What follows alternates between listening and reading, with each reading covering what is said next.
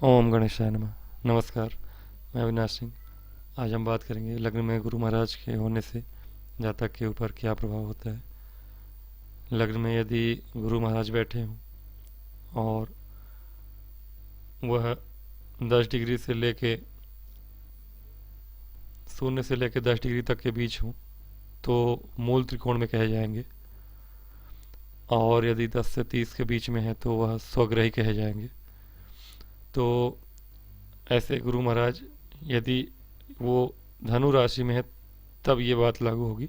धनु राशि के अगर यहाँ 9 नंबर लिखी हुई है लग्न में, पहले हाउस में, यह पहला घर आपका पहला हाउस है, तो पहले हाउस में अगर यहाँ 1 नंबर या 9 नंबर लिखा हो और 0 से लेकर 10 डिग्री के बीच में है तो मूल त्रिकोण में कहे जाएंगे, और यदि 10 से 30 के बीच में तो स्वग्रही कहे जाएंगे।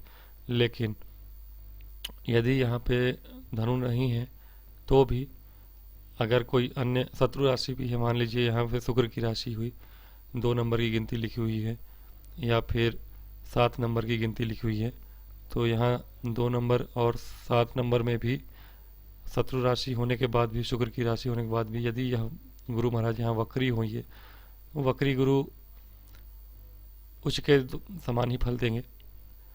तो कहीं ना कहीं गुरुदेव के लग्न में होने से स्त्री जाति का है तो ऐसी स्त्री जाति का पतिव्रता होती हैं, और पुरुष जातक है कांतिमान सुंदर मुख वाले, सुंदर शरीर वाले, सुनहरे बालों वाले होते हैं। और हालांकि शारीरिक रूप से देखें तो कफ पित्त वात इन तीनों में से कफ का प्रॉब्लम रहता है इन्हें। तो लेकिन गुरु महाराज लग्न में है तो ऐसा व्यक्ति दीर्घायु होता है, और दीर्घायु होने के साथ साथ ऐसे व्यक्ति के कुंडली के 100 प्रकार के दोष, कुंडली में यदि आपके कई सारे दोष भी हैं तो वो दोष मिट जाते हैं यदि लग्न में उच्च के या स्वग्रही होके गुरु महाराज बैठे हैं, या फिर वक्री गुरु बैठे हैं, बलवान गुरु हैं यदि लग्न में। और लग्न में गुरु होने का मतलब है ये केंद्र है, ये केंद्र के 4 घर आपके लग्न, और ये चतुर्थ, ये सप्तम, ये दसम, तो केंद्र में गुरु हैं। तो लग्न में यदि गुरु महाराज है तो ये हंस नाम का महापुरुष राजयोग भी बनाते हैं। तो ऐसा जातक हंस नामक महापुरुष राजयोग जिसके बन रहा है, और ये उच्च के बलवान गुरु अगर बैठे हुए तो ऐसे जातक का जीवन बहुत ही परिश्रम से नहीं बल्कि पूर्व जन्म के परिश्रम से ही प्राप्त होता है। ऐसा जातक पूर्व जन्म के अच्छे कर्मों के द्वारा ही इस जन्म में इस तरह की कुंडली में या ऐसा भाग्य लिखा कर आता है, ऐसा कह सकते हैं हम। हंस नाम के राजपुरुष महापुरुष राजयोग में व्यक्ति बहुत ही बुद्धिमान विद्वान होता है, और एक तरह से देखें तो राजा की तरह जीवन जीता है। हालांकि यदि वो धनु राशि में है, अपने राशि में है, ऐसा व्यक्ति शिक्षा के क्षेत्र में ज़्यादातर उसकी